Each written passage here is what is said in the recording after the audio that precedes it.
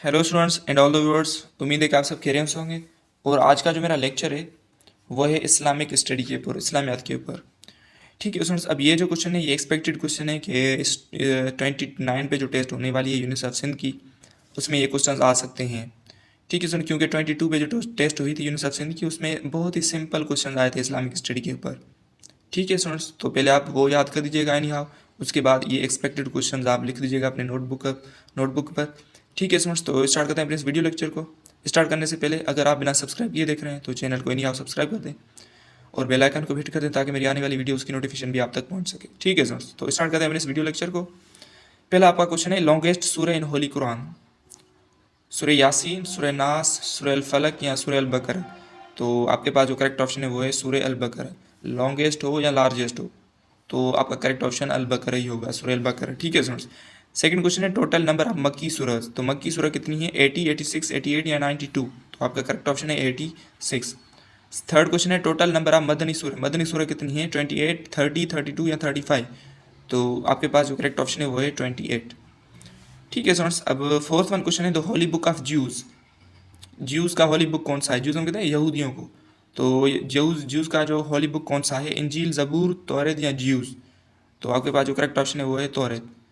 ठीक है स्टूडेंट्स, अब फिफ्थ जो क्वेश्चन है, गजवा ओहद वाज फॉट इन। गजवा ओहद कब लड़ी गई, 580 AD, 600 AD या 625 AD या 630 AD। तो यहाँ पे जो आपका करेक्ट ऑप्शन है वो है 625 AD। तो इसका मतलब है आपके थर्ड हिजरी में। ठीक है, क्योंकि हुजूर अकरम सल्लल्लाहु अलैहि वसल्लम ने जब हिजरत की थी वो कौन सा ईयर था, 622 था। ठीक है, तो उस साल को देखते हुए ये 625 थर्ड हिजरी है। तो गज़वा ओहद थर्ड हिजरी में लड़ी गई। सिक्स क्वेश्चन है, हज़रत अली रदी अल्लाह ताला अन्हु मार्टायर्ड इन। तो हज़रत अली रदी अल्लाह ताला अन्हु कब शहीद हुए, 35 हिजरी में, 40 हिजरी में, 45 या 50 हिजरी में। तो आपके पास जो करेक्ट ऑप्शन है वो है 40 हिजरी में, at the age of 63 years और 62 ईयर्स। तो ये कंट्रावर्सी है कि 63 ईयर्स या 62, तो मे बी 63 है। ठीक है स्टूडेंट्स, तो at the age of 63 years. Seventh question है, हज़रत उमर रूल फॉर। तो ऑप्शन की तरफ चलते हैं। तो ठीक है स्टूडेंट्स, आपके पास जो ऑप्शन है वो option A 8 years, 9 years, 10 years and 5 month या 12 ईयर्स। तो यहाँ पे जो आपका करेक्ट ऑप्शन है वो है 10 ईयर्स एंड 5 मंथ्स, क्योंकि इसमें भी कंट्रोवर्सी है कि 10 ईयर्स से या 10 ईयर्स से अब है। तो आपका जो यहाँ पे करेक्ट ऑप्शन होगा वो होगा 10 ईयर्स एंड 5 मंथ्स। ठीक है, क्योंकि कंट्रोवर्सी 10 ईयर्स में ही है। ठीक है, या तो 10 ईयर्स है या 10 ईयर्स से अब है। तो आपका जो करेक्ट ऑप्शन होगा वो होगा 10 years and 5 months. Eighth question है, Gaza is the famous city of Egypt, फ़लस्तीन, जॉर्डन या ईरान। तो आपके पास जो करेक्ट ऑप्शन है वो है फ़लस्तीन। ठीक है स्टूडेंट्स, नाइन्थ क्वेश्चन है, the profit throne into well bye its own brothers. कौन सा ऐसा प्रॉफिट था जिसको कुएं में डाला गया अपने ही भाइयों के हाथों।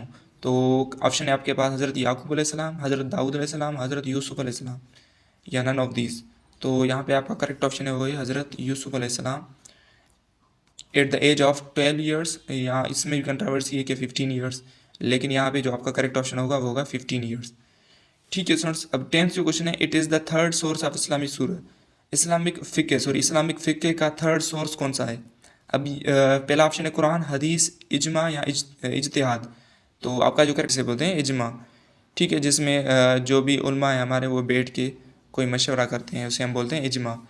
ठीक है स्टूडेंट्स, अब फर्स्ट सोर्स जो है वो है कुरान, सेकंड है आपका हदीस, थर्ड है आपका इजमा। ठीक है स्टूडेंट्स, और ये थे हमारे एक्सपेक्टेड क्वेश्चंस जिसे हमने डिस्कस कर लिया इस्लामिक स्टडी के ऊपर। तो मेरा जो नेक्स्ट लेक्चर होगा इंशाल्लाह मैं active voice and passive voice के ऊपर भी आपको प्रैक्टिस करवाऊँगा। और क्योंकि एक्टिव वॉइस और पैसिव वॉइस के ऊपर मेरे काफ़ी वीडियोस अपलोड कर चुका हूँ, जिसमें मैंने आपको एक्सप्लेनेशन की थी कि हम कैसे एक्टिव वॉइस सेंटेंस को पैसिव वॉइस में कैसे कन्वर्ट करेंगे।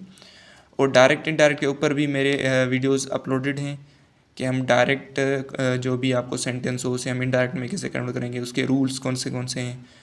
तो आपने अगर वो वीडियोस नहीं देखे पहले तो वो वीडियोस जाके देख लें। ठीक है, अब नेक्स्ट मेरा लेक्चर इस active voice and direct indirect के ऊपर ही होगा। ठीक है स्टूडेंट्स, तो मिलते हैं नेक्स्ट वीडियो में। Thank you for watching, see you.